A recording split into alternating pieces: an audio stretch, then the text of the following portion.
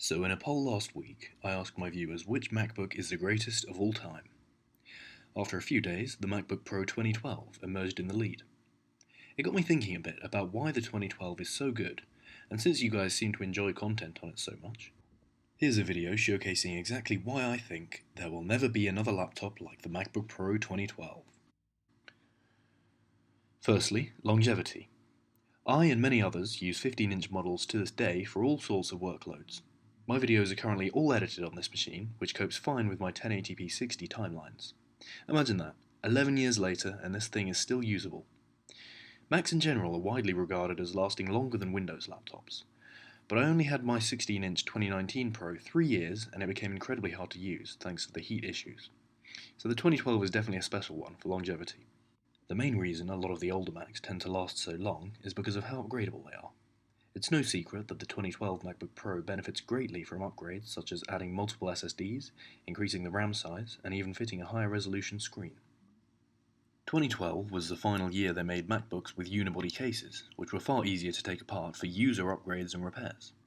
Despite the thinner Intel MacBooks from 2012 to 2020 offering some performance gains, the ability to upgrade your machine with more storage, RAM, and more remains something exclusive to the MacBook Pro 2012 and its older cousins. The RAM was soldered into place in the newer laptops, for example, and a far wider variety of tools were necessary in order to take them apart. So what about the newer laptops? Apple Silicon was integrated into the MacBook lineups from 2020 onwards. These M1 and newer chips offer incredible leaps in performance, beating the far older 2012 MacBook Pros by huge margins across the board.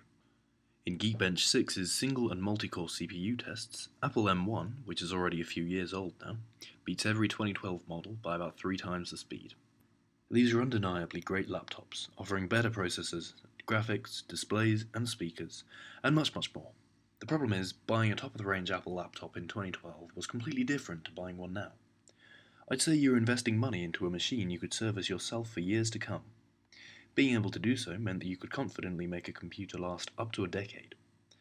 If anything goes wrong after you buy an Apple Silicon laptop though, you either take it back to Apple for them to fix your problem if you have a warranty, or you'll be charged hundreds by a non-Apple repair specialist. Worse still, you may be forced to buy a new one if something like the SSD or RAM develops a fault. There's a lot of money to be made here by Apple, as each time someone buys a new computer from them, they obviously net a lot of profit. Extended warranties are expensive too. Considering all of the recently released and even potential future Apple computers seem to have Apple Silicon at their core, things are not looking too good for the repairability front. The 2012, unfortunately, is still the end of the line for repairability at the moment. Something a lot of people don't realize about Intel MacBooks is that they can make very decent Windows laptops. Released in 2007, Apple's Boot Camp software enables Windows 7 and newer to run on a huge variety of Macs. The MacBook Pro 2012 15-inch makes a capable Windows machine, as it has a solid Intel i7 and a lot of storage upgrade potential, meaning several operating systems can be bootable across multiple internal drives. Its dedicated NVIDIA graphics make for reasonably stable gaming, even in 2023. Pre-2007 Macs had a far harder time running other operating systems, and while Windows can run on Apple Silicon using virtual machine software as a workaround, the operating system runs a fair bit slower than it would running natively on x86 hardware. So in 2012, you could buy a laptop new from Apple and effectively get a Windows and macOS machine. Pretty cool, right? So let me cover a couple of other hardware features we haven't seen returned to Apple's laptops in over a decade now. The anti-glare display on this laptop is brilliant, honestly. I find any glossy display annoying at this point, since it does such a good job of blocking out unwanted reflections.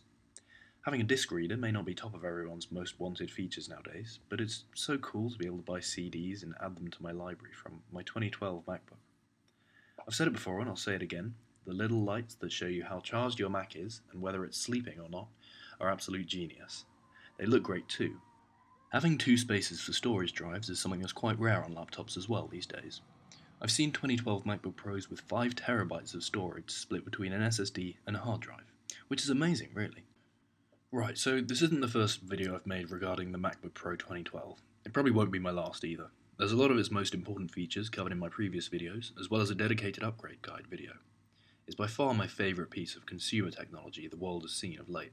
Judging by the results on my recent poll, the viewers seem to agree too. Thanks a lot for watching. Let me know what you think in the comments below. Consider subscribing too if you want more content like this from me.